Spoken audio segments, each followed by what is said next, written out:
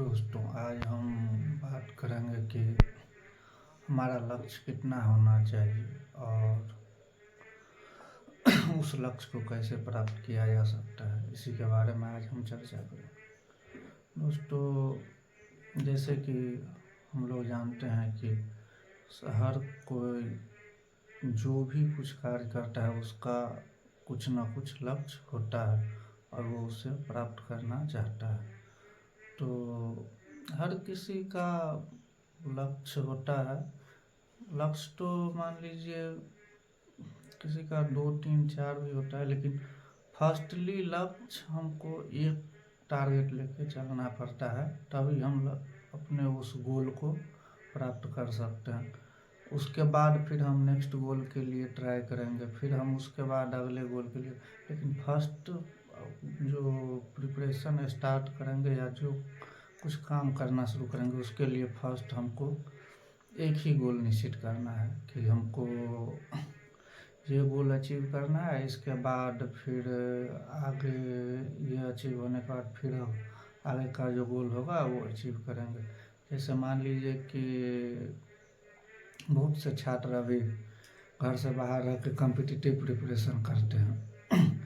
तो जो new student जाते हैं वो क्या करते हैं, डायरेक्ट कॉम्पिटिटिव प्रिपरेशन के नाम पे हर फॉर्म भरने लगते हैं। रेलवे का चाहे हो, बैंकिंग का हो, एसएससी का हो या ऑल अदर जो भी आता है वो सब भरने लगते हैं। लेकिन ऐसा नहीं करना चाहिए। हम लोगों को सिर्फ एक गोल उनको रखना चाहिए कि हमको बैंकिंग का प्रिपरेशन करना है या एसएससी का करना है या रेलवे का करना है, क्योंकि सबका सिलेबस अलग होता है, सबका एग्ज़ाम का पैटर्न अलग होता है, क्वेश्चन पूछने का तरीका अलग होता है। तो इसीलिए अगर हम उसमें सभी फॉर्म भरने लगेंगे तो फिर हमको अब जो फॉर्म भरेंगे उसका प्रिपरेशन करने में फिर कुछ एसएससी का है एग्ज़ाम अभी, फिर अगले मंथ होगा बैंकिंग का, तो उसका फिर अगले मंथ करेंगे। ऐसे करते करते फिर हम कोई भी एग्ज़ाम क्रैक नहीं कर पाएंगे और ना ही कोई रिजल्ट ले पाएंगे।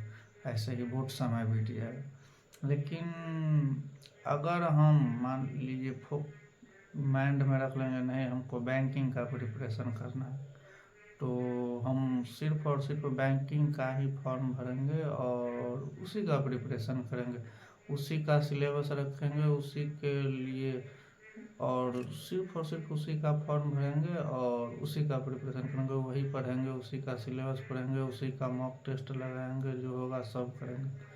तो क्या होगा कि हम वो एग्ज़ाम भी जल्दी क्रैक कर लेंगे और फिर हमें सफलता भी जल्दी मिल जाएगी। फिर हम उसके बाद अगर कोई टारगेट रखते हैं तो अचीव कर। लेकिन अगर हम एक साथ ही सब फॉर्म भरेंगे तो गड़बड़ा जाएगा। इससे क्या होगा, कोई भी प्रिपरेशन सही से नहीं होगा और ना ही हम कोई गोल अचीव कर पाएंगे।